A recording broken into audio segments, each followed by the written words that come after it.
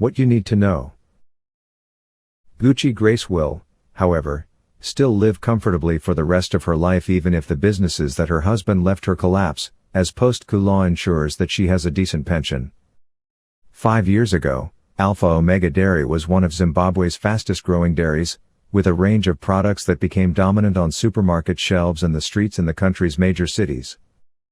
Built by former First Lady Grace Mugabe on commercial farms grabbed from white Zimbabweans, sometimes violently, Alpha and Omega boasted state-of-the-art milk processing plants and its products were advertised for free by the country's only television station, ZBC. A subsidiary of the late President Robert Mugabe's sprawling agro-business company Gushungo Holdings, at its zenith Alpha Omega produced a variety of yogurts, ice creams, mineral water, fruit juices and milk. So rapid was its growth that in 2015 then Agriculture Minister Joseph Made announced that Alpha Omega had snatched 30% of Zimbabwe's dairy market from established firms, including the state-owned behemoth Dairy Board Zimbabwe, just 3 years after its establishment. The former First Lady once described her operation as the second biggest in southern Africa and claimed that they had installed equipment capable of milking 64 cows at once. She said the dairy was anchored on a herd of more than 2,000 cows. It was touted as a model of success for the southern African country's controversial land reform program that began at the turn of the millennium. The company became a serial winner at the country's annual trade showcase, the Zimbabwe International Trade Fair, where Mugabe would shower accolades on his wife's dairy like confetti at a wedding.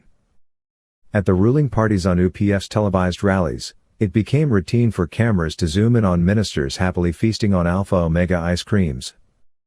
At Robert Mugabe's communist-style birthday parties held at large venues on February 21 every year, it became a fashion statement for top officials to be seen eating ice cream. At one of the fetes in his last days, the octogenarian was photographed struggling to swallow a bolus of ice cream.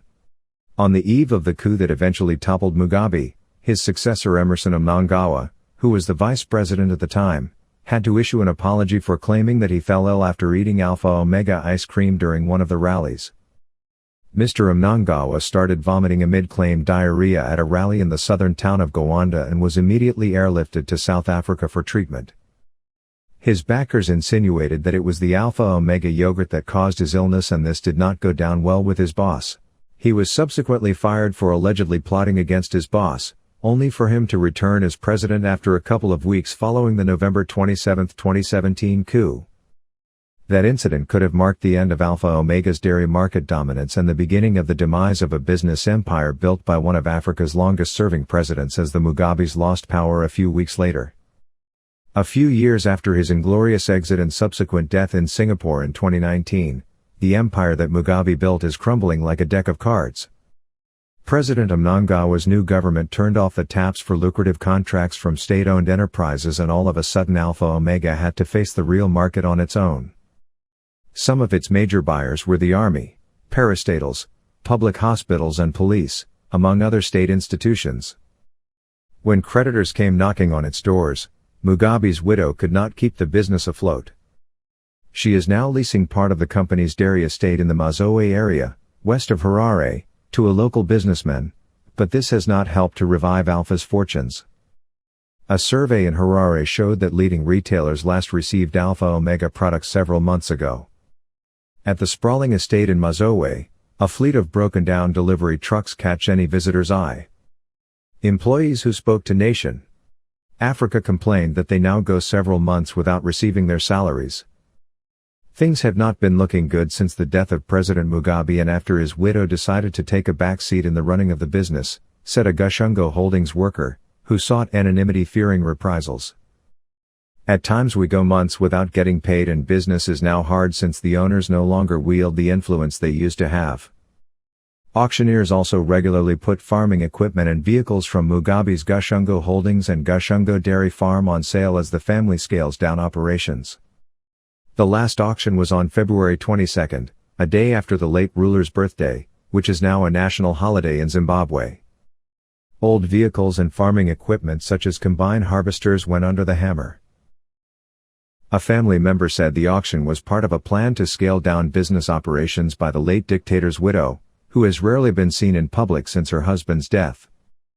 The 56-year-old former First Lady, who had serious political ambitions at the time of the coup, is said to be spending most of her time in Singapore, and when she is in Zimbabwe, she retreats to her rural home in Svimba, west of Harare.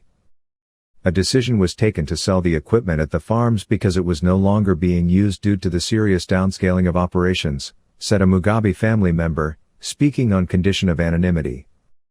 The farms are no longer as productive as they used to be. When he was still in power, Mugabe was accused of commandeering state institutions to provide services at his multiple farms, and this gave the false impression that he was running a thriving farming business. Signs that the dairy business was in distress started appearing a few months before his death, when in May 2019 he was forced to auction 5 combine harvesters, 5 pickup trucks and other farm equipment. One of Mugabe's farms on the outskirts of Harare has been invaded by suspected supporters of President Mnangagwa's ruling ZANU-PF party. The invaders, who are already farming at the property, are accused of decimating Mugabe's herd of cattle after the government reduced security presence at his farms following the coup. Another farm located in the Mazowe area has been taken over by artisanal miners. The invaders, who are supporters of ZANU-PF, have even set up a gold milling plant within the Mugabe family's sprawling farmland. Mr. Mugabe's daughter Bona and her husband Simbarash Mutsahuni Chikur are fighting in the courts to block the government from redistributing part of the vast farm, which was also seized from a white Zimbabwean by the dictator. The couple accuses the government of unilaterally seizing sections of the property they were allocated in 2017 without considering their investments and farm utilization. On the other hand, the government argues that the 1,804 hectares is beyond the stipulated maximum farm size that can be owned by a single family.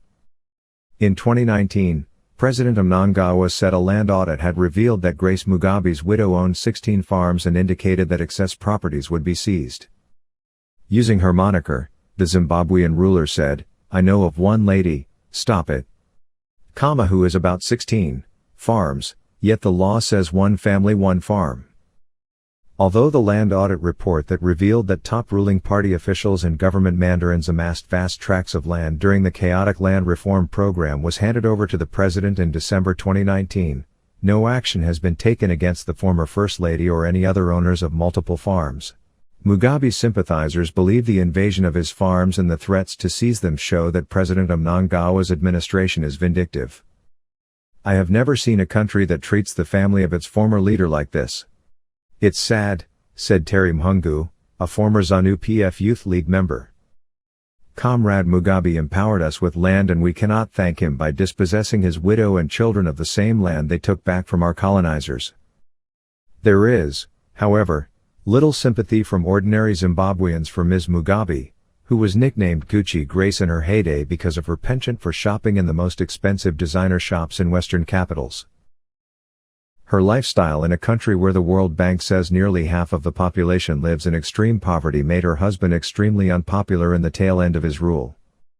Legal quarrels after Mugabe's death revealed that the former First Lady had ordered a $1.3 million diamond ring from a Belgium-based dealer.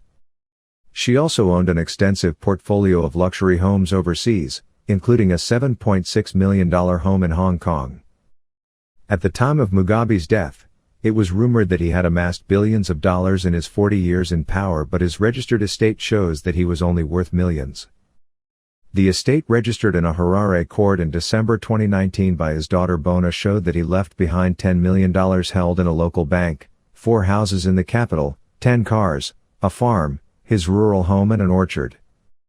Those familiar with the former First Family say some of his assets could have been registered under the names of his relatives to evade Western sanctions.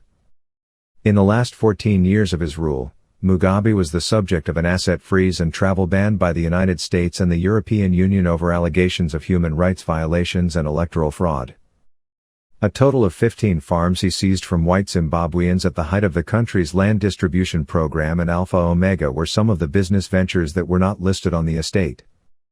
Gucci Grace will, however, still live comfortably for the rest of her life even if the businesses that her husband left her collapse, as post-coup law ensures that she has a decent pension.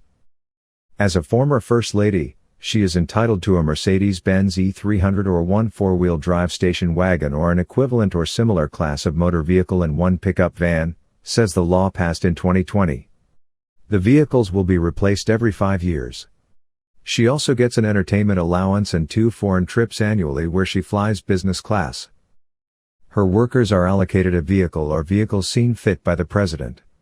She is entitled to 2 security personnel, a driver, a personal secretary, 1 aide-de-camp officer, a fully furnished office, a domestic employee, 1 gardener and 1 cook.